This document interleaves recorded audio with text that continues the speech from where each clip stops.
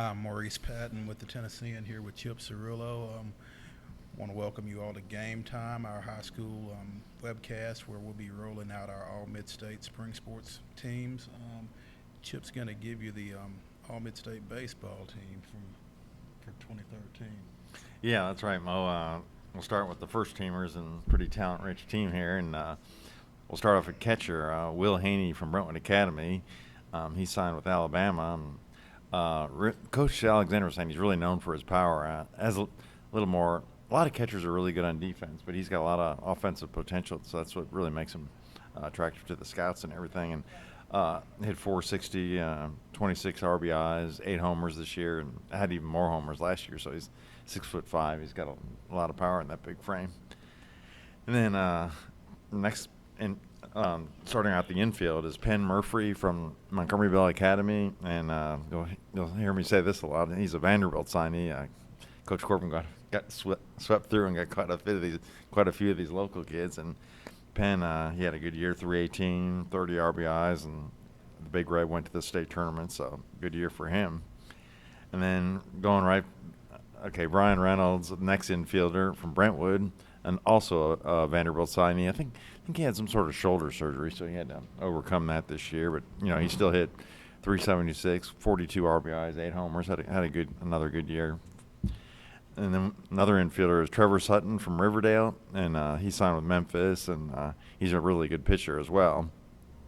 And then the final infielder is Jay Roten from Goodpasture, and probably had the best power numbers of any kid on the team, and he a real stocky kid, and he had 439 with 11 homers, and for a high school season, this is pretty impressive. 65 RBIs and 15 doubles, so he just really had a great year, and might go the junior college route, and now that he's graduated. And then we switch over to the outfield. We start out with Cookville's Darian Tubbs. Some people might remember Ostape's Greg Tubbs, and spent some time in the minor leagues, and that's Darian's dad. And Cookville had probably one of their best seasons ever. I wish I could remember the record. Something like 33-2. Just really a great. Fell one win short of the state tournament. Ran into Tullahoma in this AAA sectional. And getting back to Darian, he hit 487 going to Memphis, 50 stolen bases, so probably one of the quickest guys on the team. And the next outfielder is Goodpasture's Alex Jr., who is a junior, and well named, and Division I prospect, 431, 538 on base percentage. He's the leadoff hitter, so he's doing just what he's supposed to. And Coach G-Step said it was one of the fastest outfields he's ever had, and Alex was a big part of that. And the last outfielder is Michael Hawks from Friendship, and he did well with runners on base. Had 49 RBIs this year, and helped lead Good Friendship to a state title there in Class A. And then the next first teamer is Hayden Stone of Columbia. We put him at the utility spot, and once again another Vanderbilt signee, and he hit 360, 20 RBIs, and 7-2 on the mound. 0.70 ERA, and he had phenomenal control, only 10 walks and 67 innings, and he had a slider that I've heard some people say that might be the best pitch of any, not only of any high school pitcher, but maybe even including some of the college pitchers in the state. And apparently this slider was just make you look silly and really tough one to hit. So, and then for Coach of the Year, it's Friendship's John McNeil. Led his team to the second state title in their history, and the funny thing about them is they started out 0-4 at the Gulf Shores Classic. Apparently, a lot of great teams down there, but how many teams start out 0-4 and end up winning the state title? And they won 33 of their last 35, and they had great pitching, 1.61 ERA, and 14 shutouts, so they really had some great pitchers. One kid was 8-0, and they didn't even use him in the state tournament. So imagine having that kind of depth. So yeah, really is. And then for our player of the year, it's Justice Sheffield from Tullahoma, and we have a little video we'll go to here on Justice talking about Tullahoma making their first state tournament since 2005.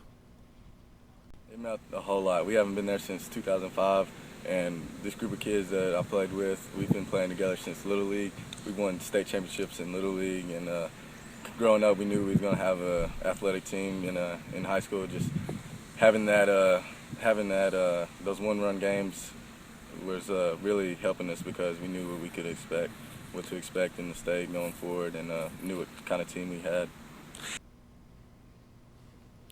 And getting back to Justice, I probably should have said a little bit more about him. He went 10-2 with a 1.28 ERA this year, and he hit 383, 42 RBIs. He's good wherever you put him, and he's a junior, and he's committed to Vanderbilt. So is his older brother Jordan. He's a senior, and unfortunately he missed this year with a elbow injury, had Tommy John surgery. But you really gotta wonder what if. I mean, you see so much in sports. If Jordan doesn't get hurt, with he and Justice and that great team, Tullahoma was a lot more than those two guys. But obviously, if Jordan's in that mix, you got to wonder what they could have gotten done this year. That's really tough.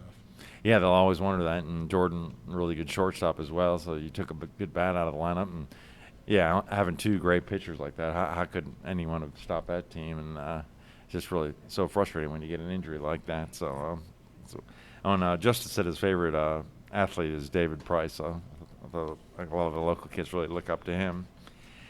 And my second team will be in the paper on Sunday, so be sure to look at our print product there, and you can see all the second teamers, some good players there. And be sure to check back at our webcast, and we'll also do the boys and girls All-Midstate tennis team and also the boys soccer team. And this is Chip Cirillo, and I'm with Patton here, and we'll be signing out here.